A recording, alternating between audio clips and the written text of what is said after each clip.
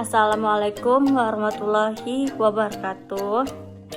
Hai guys, apa kabar kalian semuanya?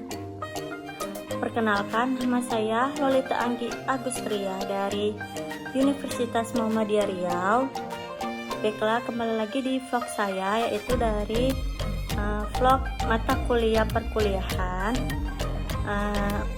yaitu mata kuliah manajemen koperasi.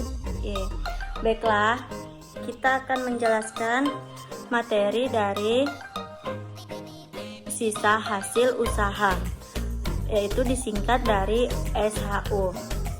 Pengertian dari SHU itu, ada yang tahu? Pengertian SHU itu menurut pasal 45 ayat 1 Undang-Undang Nomor 25 atau 1992 adalah: yang pertama itu, sisa hasil usaha koperasi merupakan pendapatan koperasi yang diperoleh dalam 1 tahun buku dikurangi biaya. Dan penyusutan ini, kewajiban lainnya itu termasuk pajak dalam tahun buku yang bersangkutan. Yang kedua, SHU itu setelah dikurangi dana cadangannya dibagikan kepada anggota sebanding jasa usahanya yang dilakukan oleh itu masing-masing anggota dengan koperasi serta digunakan untuk keperluannya. Pendidikan koperasi ini dan keperluan koperasi sesuai dengan keputusan rapat anggota. Yaitu kita masuk yang kedua, itu informasi dasar. Informasi dasar itu dalam perhitungan SHU atau usaha atau sisa hasil usaha, yaitu yang pertama, SHU total koperasi pada 1 tahun buku. Yang kedua, bagian atau persentase SHU ke anggota. Yang kedua, total simpanan seluruh anggota. Yang keempat, total seluruh transaksi usaha atau volume usaha atau omzet yang bersumber dari anggotanya. Yang kelima itu jumlah simpanan per anggota. Yang keenam, omzet atau volume usaha per anggotanya. Oke, kita masuk rumus pembagian SHU. Rumusnya itu menurut Undang-Undang Nomor 25 atau 1992 Pasal 5 Ayat 1 mengatakan bahwa pembagian SHU itu kepada anggota dilakukan tidak semata-mata berdasarkan modal yang dimiliki seseorang dalam koperasi, tetapi juga berdasarkan perimbangan jasa usaha anggota terhadap koperasi. Yaitu di dalam AD atau ART koperasi ini telah ditentukan pembagian SHU itu seperti cadangan koperasi 40%, jasa anggotanya 40%, dana pengurusnya itu 5%, dan karyawannya itu 5%. Dan dana pendidikan dan dana sosial itu sama, pembangunan lingkungan itu sama-sama 5%. Baiklah, kita masuk ke pertemuan 10, yaitu manajemen sumber daya manusia. Ada yang tahu pengertian dari sumber daya manusia? Pengertian dari sumber daya manusia itu adalah penarikan, seleksi, pengembangan, penggunaan, dan pemeliharaan sumber daya manusia oleh suatu organisasi. Anggota koperasinya itu minimum harus 20 orang. Dan anggotanya ini biasanya tidak sama, baik pendidikan sosial ekonomi, kepercayaan atau agama, maupun tanggungan keluarga. Jika anggota koperasi lebih dari 20 orang, maka koperasi tersebut semakin besar sehingga sulit untuk mengordinasi anggota yang makin banyak. Karena semakin beraneka ragamnya tingkatan, kepentingan, dan motivasi itu masing-masing anggotanya. Yang kedua itu karyawan koperasi. Karyawan koperasi itu adalah orang yang bekerja pada perusahaan koperasi tersebut dan yang melaksanakan usaha, melayani pelangganan, dan membantu pengurus dalam membuat pertanggungjawaban kepada pemilik koperasinya. Yaitu karyawan koperasi itu di sini diperlukan seorang ahli yang manajemen presentasias yang bertugas itu yang pertama itu merencanakan pembagian tugas, yang kedua melaksanakan pembagian tugas agar dapat dilancarkan, yang ketiga mengorganisasikan masing-masing unit aktivitasnya, yang keempat itu mengawasi semua kegiatan yang ada, dan lain-lain. Yaitu kita bahas manajer koperasi. Manajer itu adalah orang yang memegang jabatan yang tertinggi dari semua karyawan. Koperasi ini di mana dia bekerja sesuai dengan perjanjian yang telah disepakati dengan pengurus. Itu kita bidang pengelola usaha. Ada bidang pengelola usaha itu karena tanggung jawab manajer, maka dia secara intensif harus mencari informasi pasar, merealisasi peluang pasar yang ada, dan bertanggung jawab itu penuh terhadap omset penjualannya. Itu bidang administrasi, merupakan pendukung lancarnya organisasi, mencakup administrasi keuangan dan pembuatan laporan-laporan yang menjadi tanggung jawabnya. Yang kedua itu bidang perencanaan. Yang pertama itu mengordinir penyusunan konsep. Ada rencana kerja baik jangka pendek maupun jangka panjang, dan rencana pengeluaran, terutama pengeluaran yang rutin. Yang ketiga itu rencana pemasukan yang sudah ada anggarannya. Dan ada bidang konsep perencanaan ini diajukan ke pengurus lalu diadakan penyesuaian seperlunya sebelum diajukan ke rapat anggota. Kita masuk ke pertemuan 11, yaitu kepemimpinan. Kepemimpinan ini terletak pada keberhasilan dalam berhuman relation, dan kunci pokoknya itu dari keberhasilan yaitu komunikasi, baik secara langsung maupun tidak langsung, atau baik secara verbal ataupun non verbal.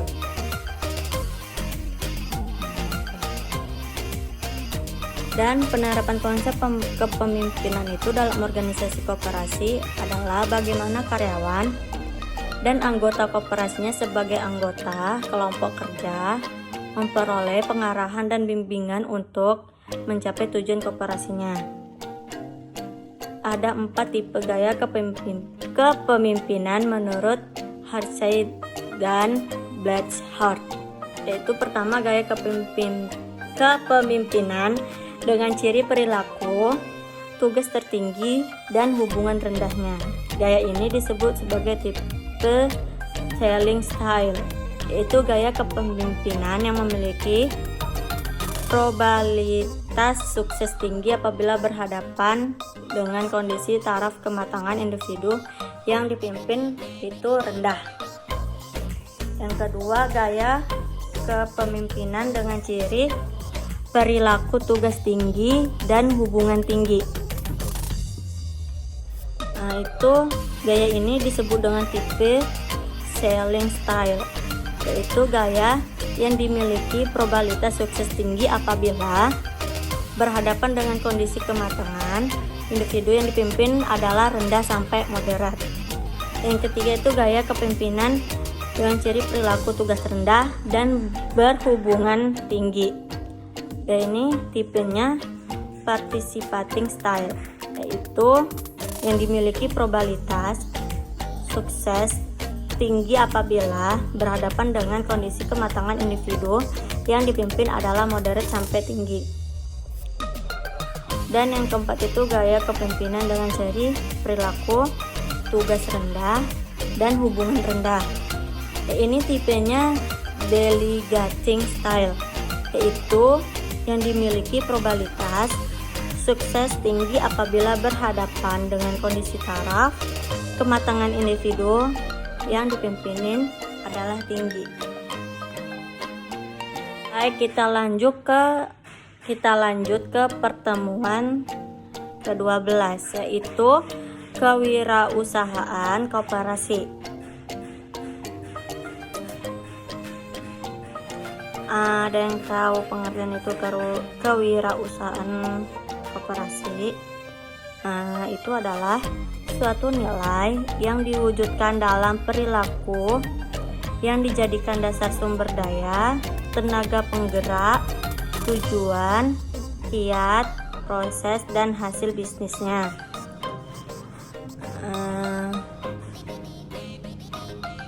Atau yang dimaksud dengan kewirausahaan itu suatu proses dalam mengerjakan sesuatu yang baru dan sesuatu yang berbeda dan bermanfaat, memberikan nilai lebih. Itu ada yang nilai kewirausahaan itu, yang pertama itu percaya diri, artinya sikap dan keyakinan seseorang dalam melaksanakan dan menyelesaikan tugas-tugasnya. Yang kedua itu berorientasi tugas dan hasil, artinya itu selalu mengutamakan nilai-nilai motif berprestasi, berorientasi pada hasil, ketekunan dan ketabahan, tekad kerja keras, mempunyai dorongan, kuat energik, dan berinisiatif.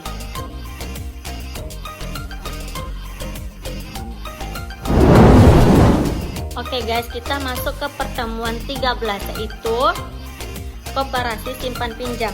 Koperasi simpan pinjam itu seperti dari KSP atau USP, meliputi kegiatan penarikan atau penghimpunan dana dan penyaluran kembali dana tersebut dalam bentuk pinjaman. Itu ada yang tahu pengertian dari penghimpunan dana? Penghimpunan dana itu adalah usaha untuk mengumpulkan dana dari berbagai sumber, baik dari anggota maupun dari pihak lainnya. Dana dari berbagai sumber tersebut itu dapat berupa utang atau kekayaan bersih atau ekuitas.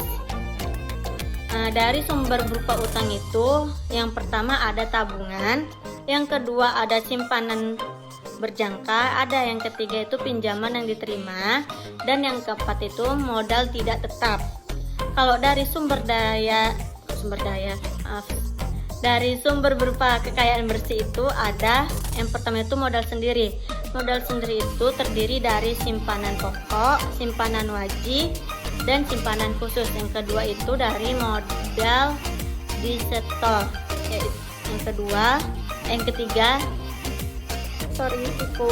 Yang ketiga cadangan umum, yang keempat cadangan tujuan risiko donasi, dan yang kelima itu SHU atau tahun berjalan. Jenis-jenis simpanan. Yang pertama simpanan pokok. Simpanan pokok itu adalah sejumlah uang yang sama banyaknya dan atau sama nilainya yang wajib dibayarkan oleh anggota kepada koperasi pada saat masuk menjadi anggota. Yang kedua itu ada simpanan wajib. Simpanan wajib itu adalah sejumlah simpanan tertentu yang tidak sama. Wajib ini dibayar oleh anggota kepada koperasi dalam waktu dan kesempatan tertentu. Simpanan wajib ini tidak dapat diambil selama yang bersangkutan menjadi anggota.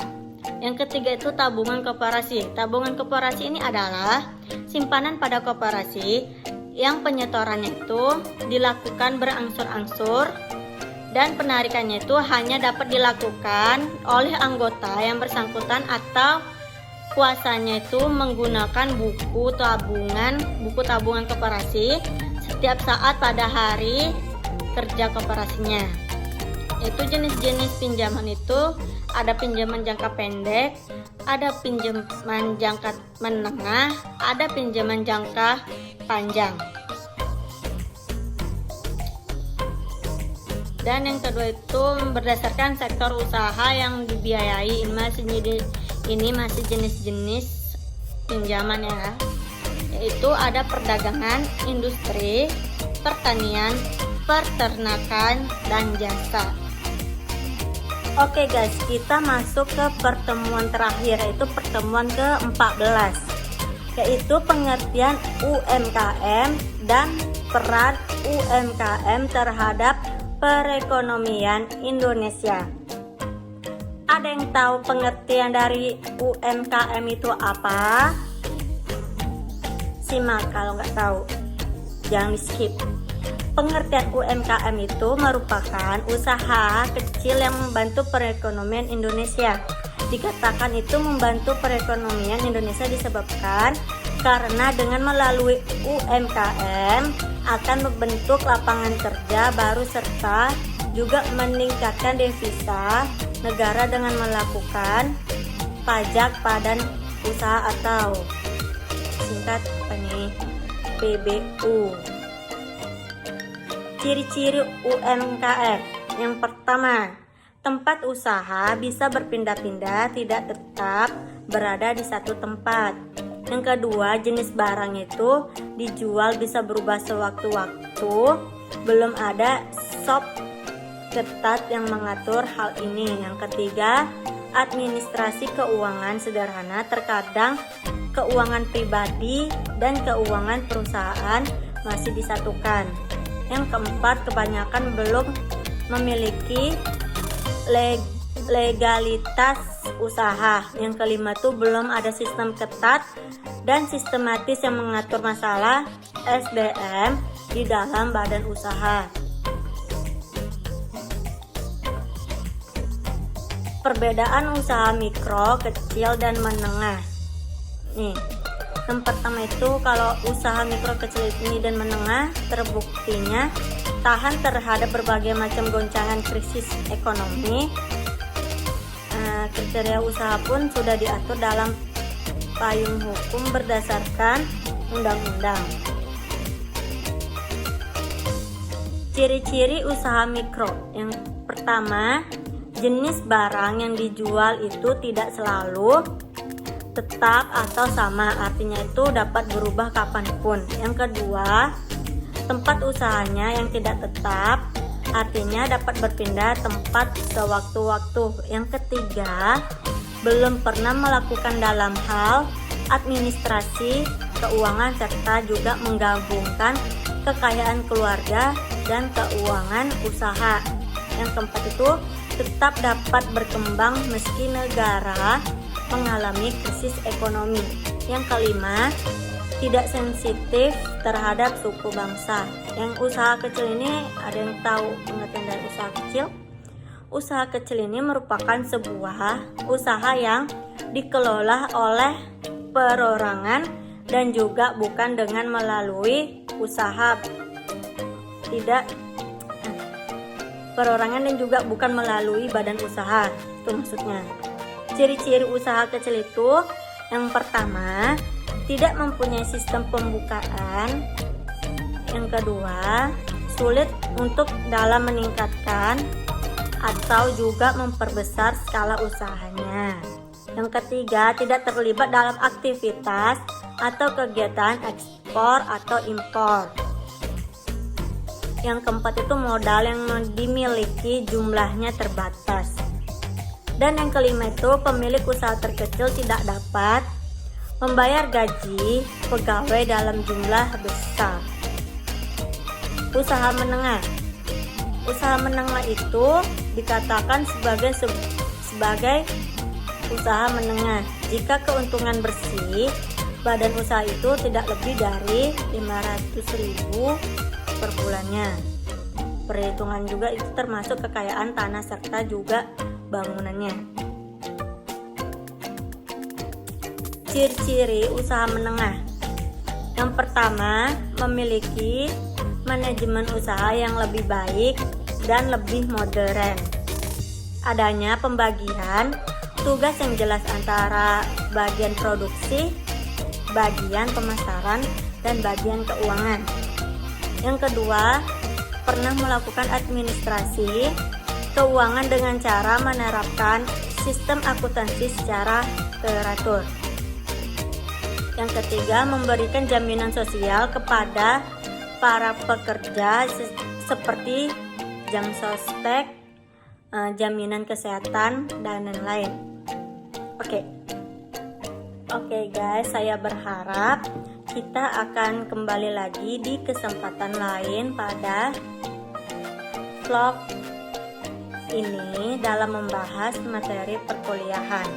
Terima kasih kepada kalian yang telah menonton video ini. Jangan lupa tekan tombol subscribe, comment, and like. Assalamualaikum warahmatullahi wabarakatuh. Dadah.